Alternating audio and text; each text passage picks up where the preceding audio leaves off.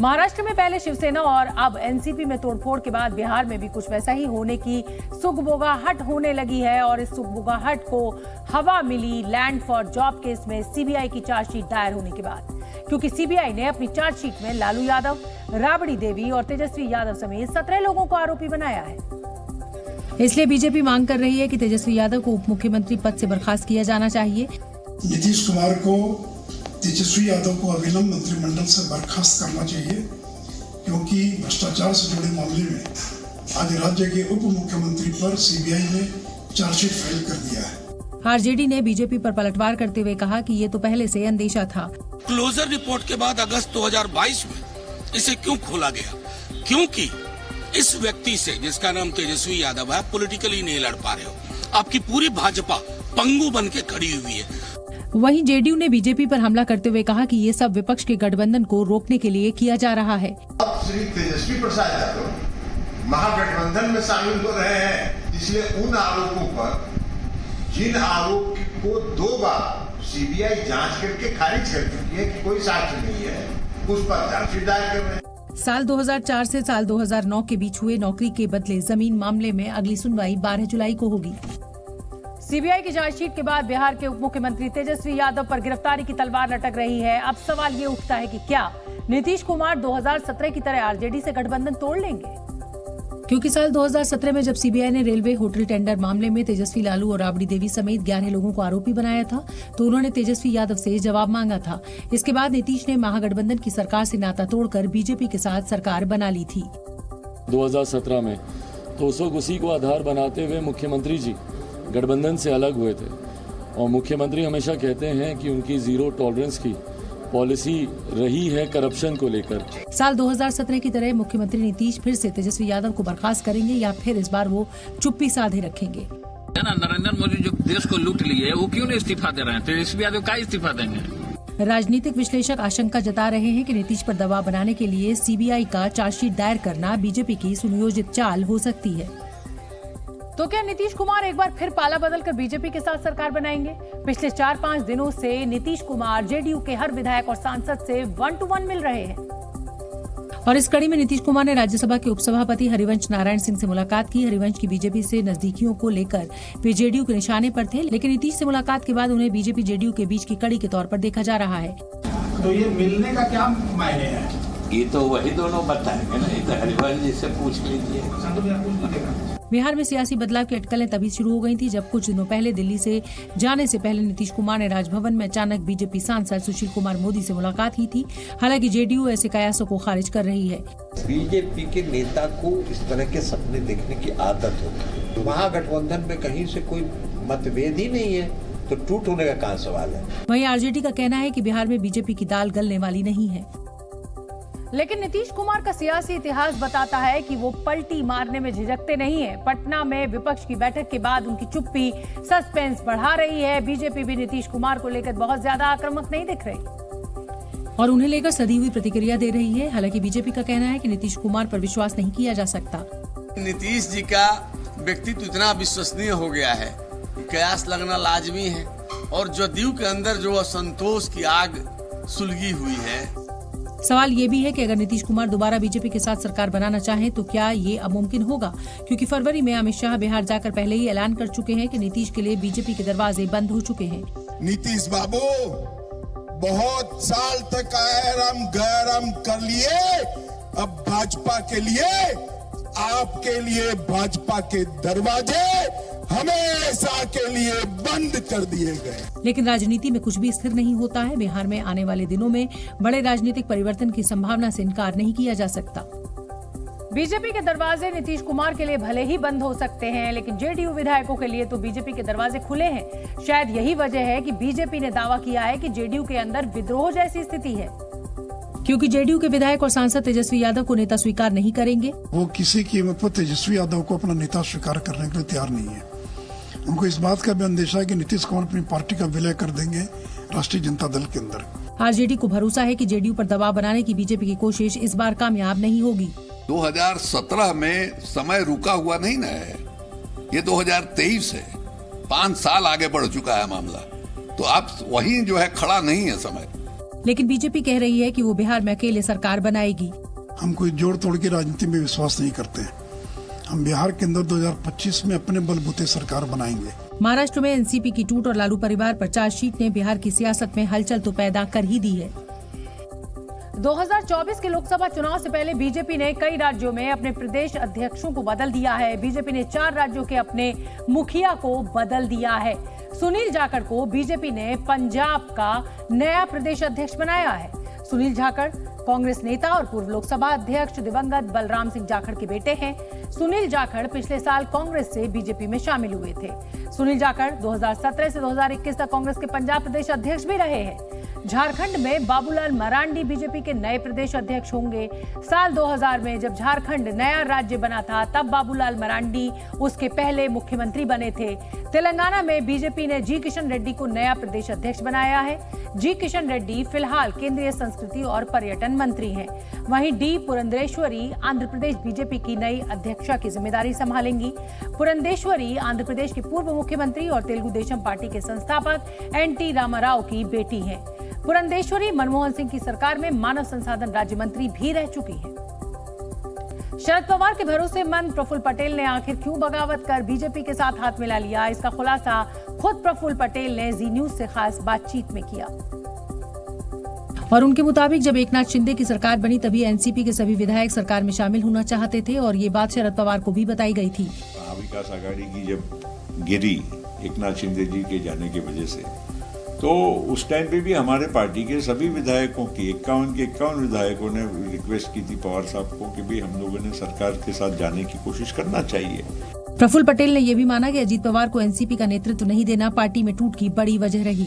हमारे चुनाव ही नहीं हुए थे, संगठनात्मक चुनाव ही बहुत टाइम से हुए नहीं थे। जो भी लोग थे वो एडहॉक हमारे कंटिन्यू कर रहे थे और इस वजह से हम लोगों को भी मतलब यहाँ पर अगर अजीत पवार जैसे व्यक्ति का अगर स्टेट को नेतृत्व मिलता तो बहुत उसका पार्टी के लिए एक अच्छी ऊर्जा हमको मिलती। प्रफुल्ल पटेल ने इस बात से इनकार किया कि बीजेपी के साथ जाने की वजह केंद्रीय जांच एजेंसियों का दबाव था। एनसीपी में टूट के बाद दोनों गुट कल महाराष्ट्र में शक्ति प्रदर्शन करेंगे। महाराष्ट्र की राजनीति में कल का दिन अहम होने वाला है। एनसीपी में फूट के बीच अजीत पवार और शरद पवार दोनों खेमों ने कल बैठक बुलाई है। अजीत पवार ने सांसदों, विधायकों और एमएलसी को मौजूद रहने का निर्देश दिया है।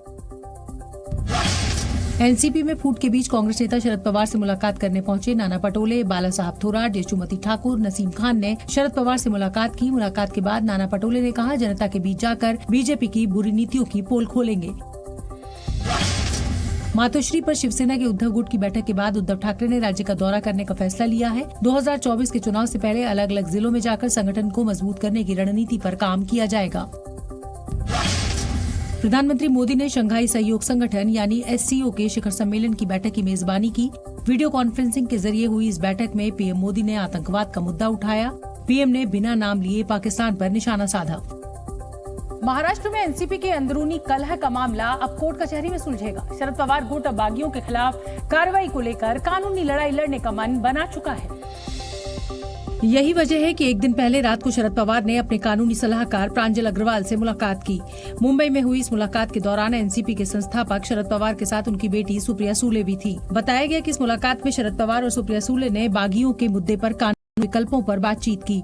शरद पवार खास तौर पर पार्टी में विभाजन के मुद्दे पर कानूनी सलाहकार की राय जानना चाह रहे थे। पवार के कानूनी सलाहकार प्रांजल अग्रवाल ने उन्हें इस मुद्दे से जुड़े कानूनी पहलुओं को बताया, जिसके बाद शरद पवार ने उनसे इस मुद्दे को कोर्ट में ले जाने की तैयारी करने को कहा।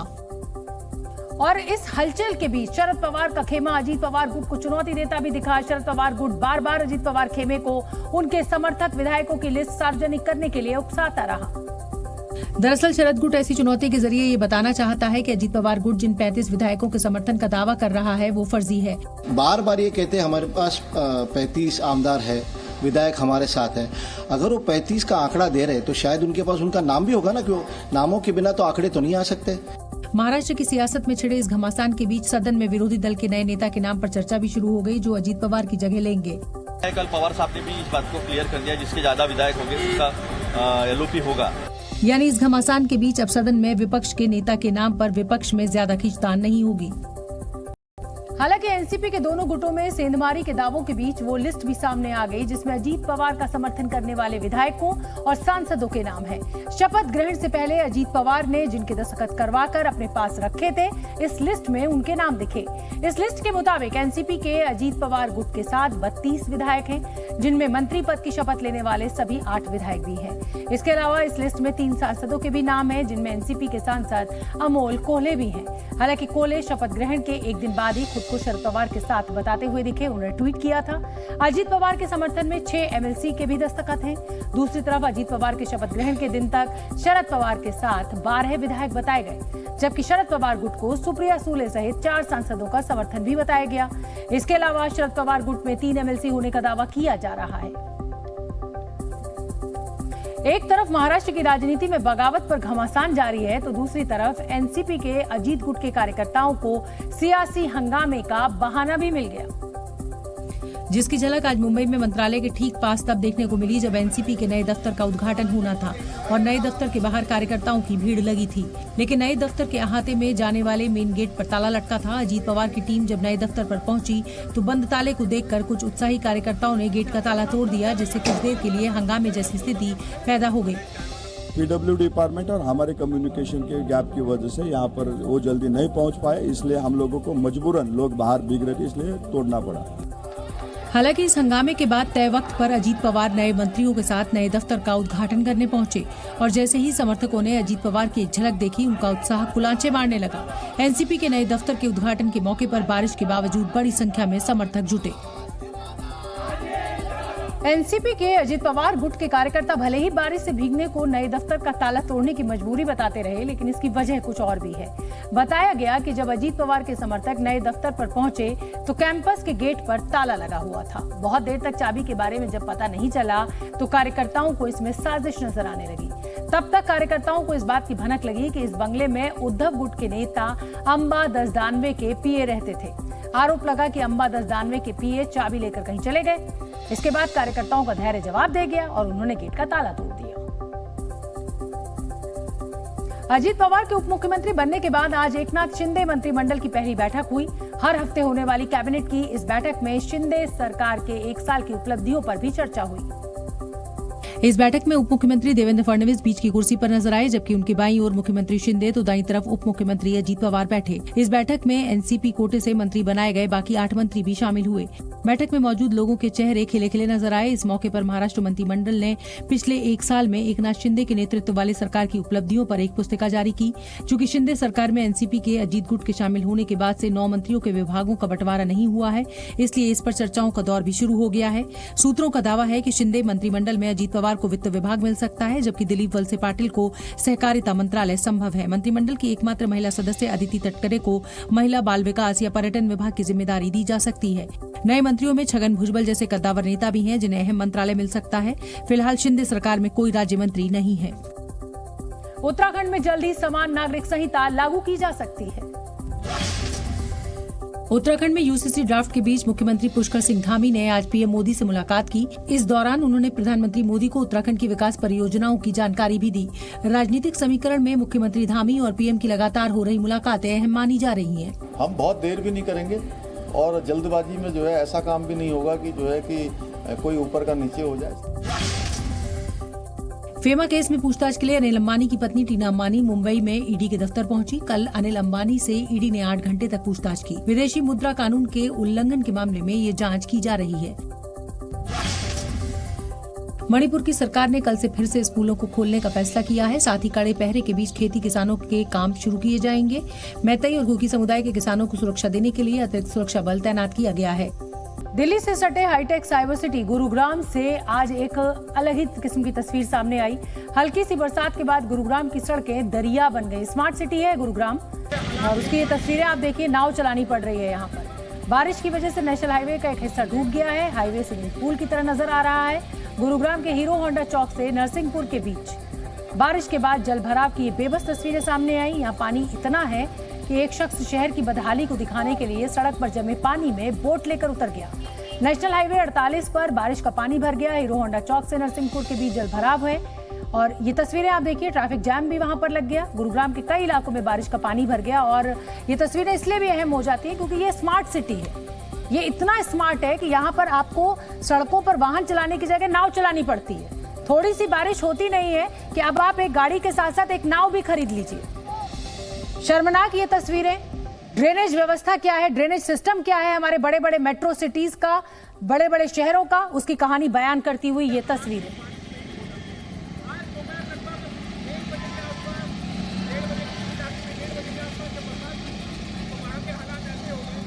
ग्रेटर नोएडा ऑनलाइन पबजी और प्यार के एक अजीब मामला सामने आया है। पुलिस के मुताबिक ऑनलाइन पबजी खेलते खेलते एक पाकिस्तानी महिला को ग्रेटर नोएडा के एक युवक से मोहब्बत हो गई और वो महिला अपने प्रेमी से मिलने के लिए अपने 4 बच्चों को लेकर पाकिस्तान से भारत आ गई। बताया जा रहा है कि 22 साल के सचिन और 27 साल की पाकिस्तानी महिला सीमा गुलाम हैदर की मुलाकात ऑनलाइन पबजी गेम खेलने के दौरान हुई थी। अब लोकल पुलिस के साथ साथ केंद्रीय जांच एजेंसियां भी इस पाकिस्तानी महिला से पूछताछ कर ये पता लगाने में जुटी है कि वाकई इस महिला ने अपने सच्चे प्यार को पाने के लिए अपने 4 मासूम बच्चों के साथ भारत आ गई। इसके बाद सचिन और सीमा अक्सर एक दूसरे से मोबाइल पर बात करने लगे। दोनों कई बार नेपाल की राजधानी काठमांडू में एक दूसरे से मिले। 13 मई को सीमा अपने 4 बच्चों के साथ नेपाल के रास्ते अवैध तरीके से भारत आ गई और ग्रेटर नोएडा में अपने प्रेमी सचिन के साथ रहने लगी। पबजी के माध्यम से सचिन पुत्र नेत्रपाल निवासी रघुपुरा के संपर्क में आई थी और उसी के साथ रहने के लिए नेपाल के जरिए भारत आई थी। सचिन करीब 2 महीने से सीमा और उसके 4 बच्चों के साथ ग्रेटर नोएडा के रबुपुरा इलाके में किराए के एक मकान में रह रहा था। ग्रेटर नोएडा ऑनलाइन पबजी और प्यार का जो एक अजीब मामला सामने आया वो हमने आपको दिखाया। पुलिस के मुताबिक ऑनलाइन पबजी खेलते खेलते ये पाकिस्तानी महिला जो है ये भारत पहुंच गई। अजीबोगरीब ये मामला। सचिन ने अपने मकान मालिक को बताया कि सीमा उसकी पत्नी है और 4 बच्चे भी उसी के हैं। मकान मालिक को सचिन की बातों पर भरोसा हो गया और उसने उसे मकान किराए पर दे दिया। जहां कुछ दिन साथ रहने के बाद सीमा और सचिन ने शादी करने का फैसला किया। इसी बीच पुलिस को जानकारी मिली कि सीमा नाम की पाकिस्तानी महिला ग्रेटर नोएडा के रबुपुरा इलाके में अवैध तरीके से रह रही है। पुलिस सचिन के घर पहुंची तो वो सीमा और उसके 4 बच्चों को लेकर वहां से भाग निकला। हालांकि पुलिस ने हरियाणा से उनको गिरफ्तार कर लिया। पुलिस ने सचिन के पिता को भी गिरफ्तार किया है। मेरे साथ रहे, शादी आदि करके हम अपना घर बसाएं। शादी करना चाहते हो? जी सर। तुम्हारी फैमिली 4 बच्चों के साथ सीमा को हाँ रख पाएगी। पुलिस के मुताबिक पकड़ी गई महिला सीमा पाकिस्तान के सिंध प्रांत की रहने वाली है। उसका पति कुछ साल पहले उसे छोड़कर सऊदी अरब चला गया था। इसके बाद ऑनलाइन पबजी खेलने के दौरान उसकी दोस्ती सचिन से हो गई। पाकिस्तान से आप कितने तारीख को चली सीमा? मुझे डेट याद नहीं, मुझे बहुत कुछ समय हो गया है। अच्छा, और कितना टाइम आपको पाकिस्तान से चल के हिंदुस्तान पहुंचने में लगा? 4 दिन 5 दिन कितने दिन लगे थे? ये कुछ दिन लगे थे सर। पीछे आपकी मदद किसने की थी? किसी ने नहीं। सीमा का कहना है कि सचिन से मिलने के लिए उसने अपनी सारी जमीन 12 लाख रुपए में बेच दी और 4 बच्चों के साथ भारत चली आई। चीन के कई इलाकों में भारी बारिश ने कोहराम मचा रखा है। भारी बारिश ने दक्षिण पश्चिमी चीन के कई इलाकों में बाढ़ के हालात पैदा कर दिए हैं। चीन के सिचुआन प्रांत में घर, मकान, गाड़ियां पानी में डूब गई हैं। राहत और बचाव टीम सैलाब के बीच फंसे हुए लोगों को रेस्क्यू करने में जुटी है। दुनिया भर के देशों से 2023 के पहले सुपरमून की तस्वीरें आई हैं। बीती रात का चांद थोड़ा ज्यादा बड़ा और चमकीला दिखाई दिया। ग्रीस, मिस्र, स्पेन समेत दुनिया के अलग अलग कोने से सुपरमून की बेहद खूबसूरत तस्वीरें सामने आई हैं। स्पेन के वेलेंसिया में कई दिनों की हीट वेव के बाद भयंकर ओले गिरे हैं। वेलेंसिया शहर के पास सड़कें ओलों की वजह से एकदम सफेद दिखाई दी।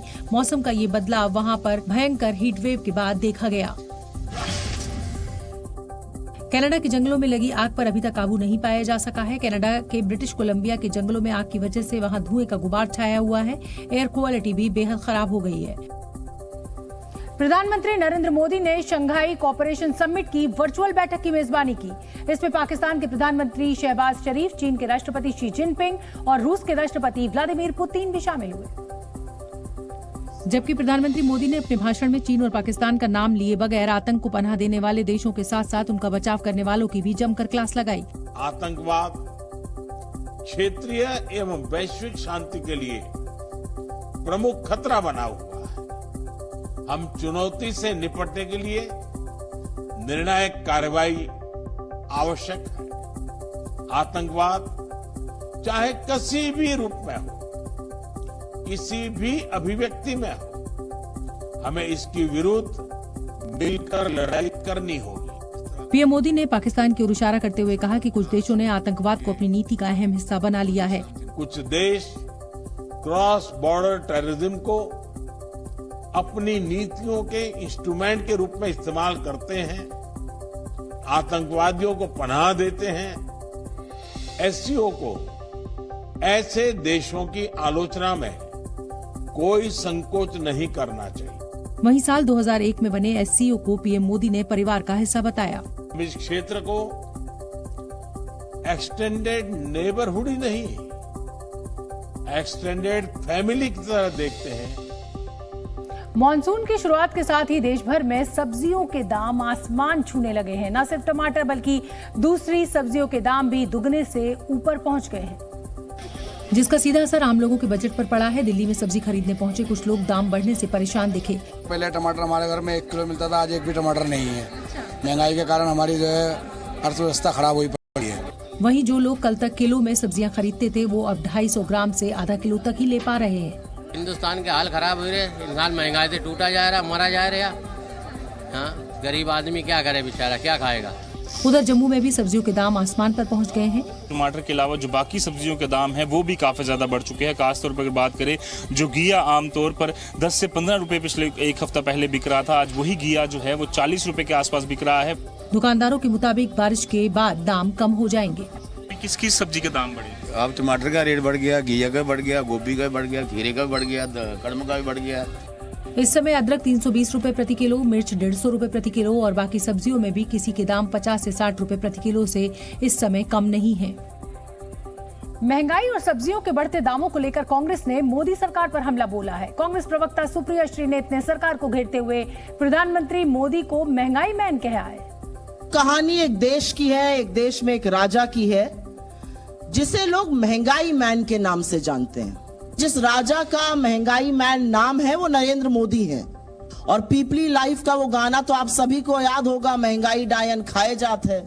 उसकी लाइन में बस संशोधन ये है कि सखी सैया तो नईखे कमात है, महंगाई डायन खाए जात है।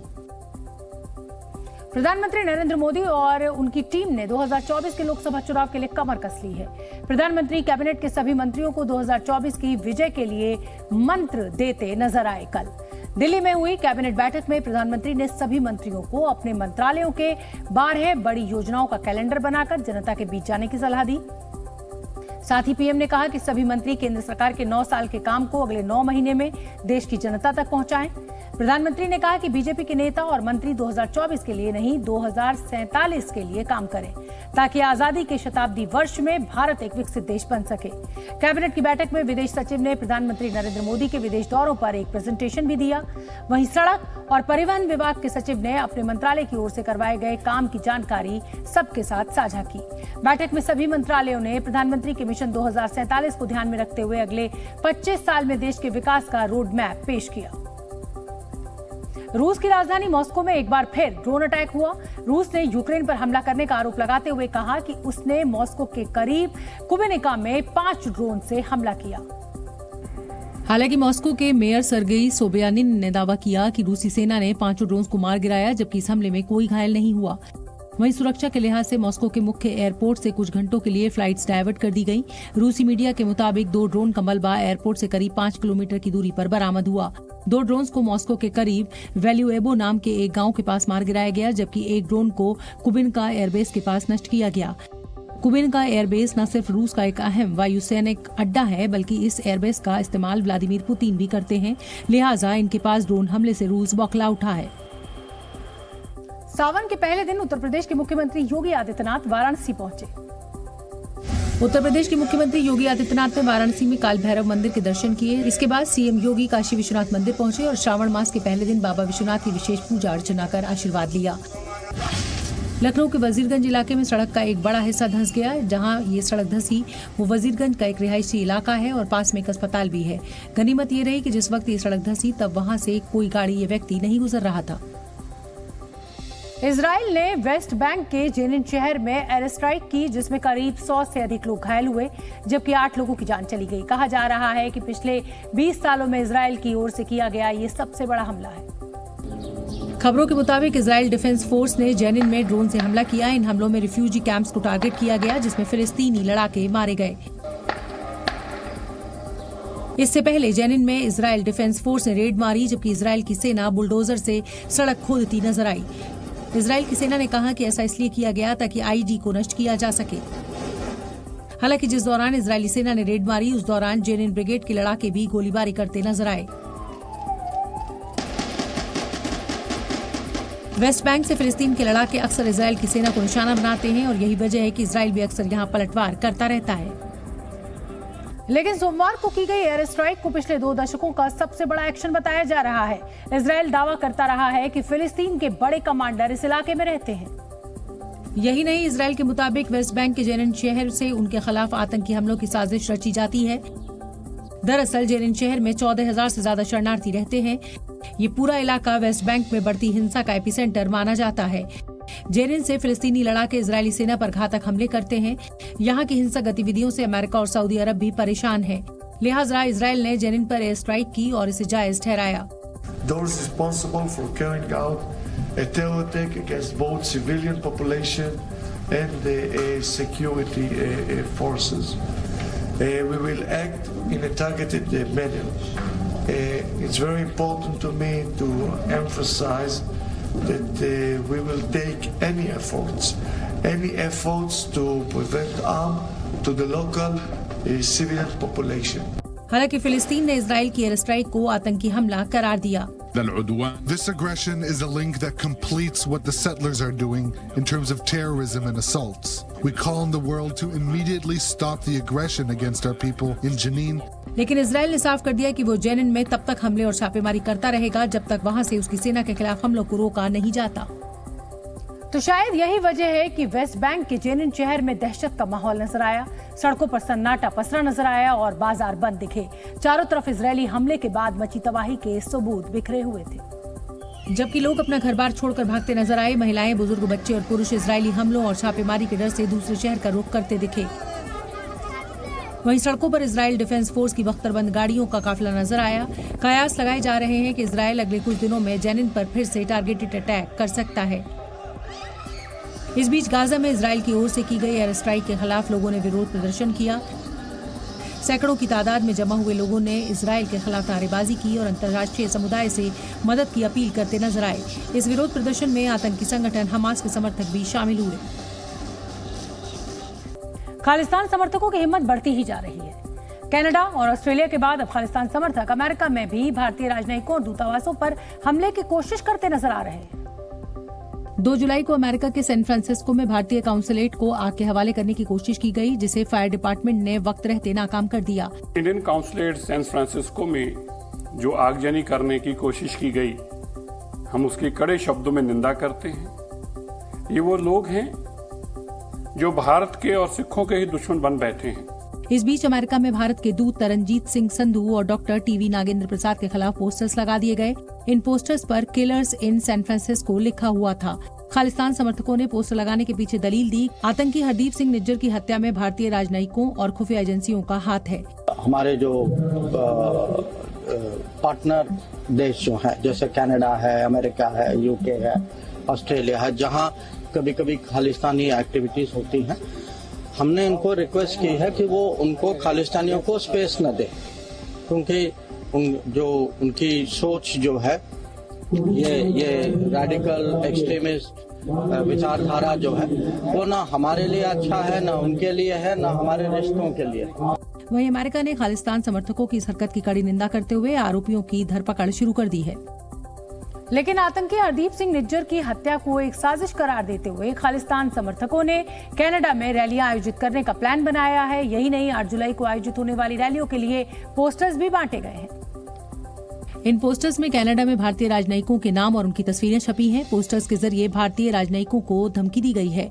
खालिस्तान समर्थक सिख चरमपंथियों ने 8 जुलाई को ओटावा के भारतीय उच्चायोग और 2 दूसरे काउंसुलेट के सामने प्रदर्शन का ऐलान किया, जिसे लेकर भारत ने सख्त आपत्ति जताई है। भारत ने कनाडा से खालिस्तान समर्थकों पर लगाम लगाने के साथ ही भारतीय राजनयिकों और दूतावासों की सुरक्षा करने को कहा है, जबकि विदेश मंत्रालय ने नई दिल्ली स्थित कनाडा के उच्चायुक्त को समन जारी कर बुलाया।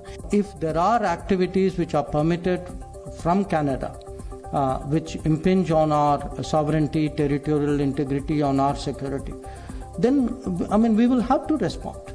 दरअसल पिछले कुछ सालों से कनाडा, ब्रिटेन और ऑस्ट्रेलिया में खालिस्तान समर्थक भारत विरोधी गतिविधियों को अंजाम दे रहे हैं, जबकि वहां की सरकार सिख चरमपंथियों के खिलाफ सख्त कार्रवाई करने से बच रही है।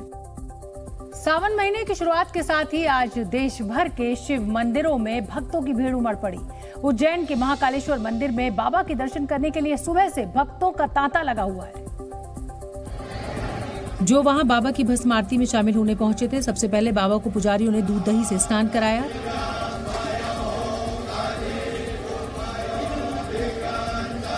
इसके बाद बाबा की भस्म आरती की गई। भस्म आरती के बाद बाबा का श्रृंगार किया गया। इसके बाद मंत्रोच्चार के साथ बाबा की आरती हुई। वहीं पुजारियों ने भस्म आरती का महत्व भी समझाया। भगवान महाकाल को अगर हम देखेंगे तो निराकार से साकार और साकार से पुनः निराकार, इस पूरी व्यवस्था को भस्म आरती में दर्शाया जाता है। ज्योतिर्लिंगों में से एक उज्जैन के महाकालेश्वर ज्योतिर्लिंग का विशेष महत्व माना जाता है। यही वजह रही कि भस्म आरती शुरू होने से कई घंटे पहले ही मंदिर के बाहर भक्तों की भीड़ जुट गई। बड़ी बात यह है कि इस बार श्रावण का महीना अधिक मास होने के चलते 59 दिनों तक चलेगा, जो 4 जुलाई से शुरू होकर 31 अगस्त की सुबह तक रहेगा और फिर भाद्रपद मास शुरू होगा। यही बड़ी बात है कि 2004 के बाद 2023 में 19 साल बाद सावन महीने में अधिक मास आया है।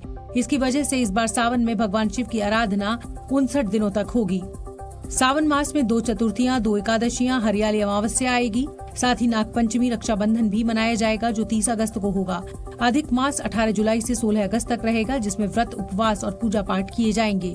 भगवान से कामना करते हैं हजारों भक्त, लाखों भक्तों की मनोकामना पूर्ण करे, सुख शांति समृद्धि करे, भगवान सबको स्वस्थ मस्त व्यस्त रखे।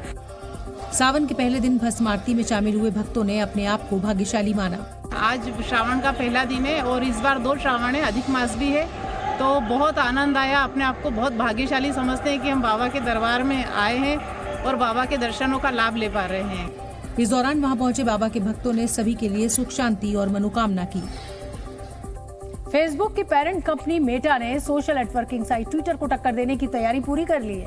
मेटा के सीईओ मार्क जकरबर्ग बहुत जल्द नया सोशल नेटवर्किंग प्लेटफॉर्म लॉन्च करने वाले हैं। थ्रेड्स नाम के इस नए सोशल मीडिया प्लेटफॉर्म को गुरुवार 6 जुलाई की शाम 6:30 बजे लॉन्च किया जाएगा। बताया जा रहा है कि थ्रेड्स में यूजर्स को ट्विटर और इंस्टाग्राम दोनों के फीचर्स मिलेंगे। मेटा के मुताबिक थ्रेड्स लोगों को नेटवर्किंग और बहस के लिए एक नया मंच देगा।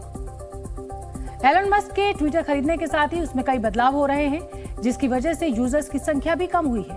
ऐसे में मार्क जकरबर्ग थ्रेड्स के जरिए ट्विटर के यूजर्स को नए प्लेटफॉर्म से जोड़ने की कोशिश में लगे हुए हैं।